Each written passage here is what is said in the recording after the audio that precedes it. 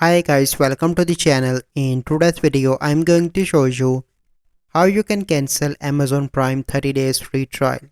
So let's suppose you have the Amazon trial for 30 days and you want to cancel. So you simply need to open amazon.com and click on your name and go on to here you can see option of membership and subscription.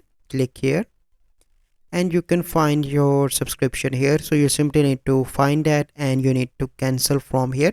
So currently I do not have the subscription, so I'm unable to show you, but you simply need to cancel from here. You find subscription here. If you have the Amazon Prime free trial, then you simply need to click here and cancel. So this is the process how you can cancel Amazon Prime 30 days free trial. So I hope you find this video helpful. If you find this video helpful, must like this video, subscribe to our YouTube channel for future videos. We'll see you in the next video. Thank you. Have a good day.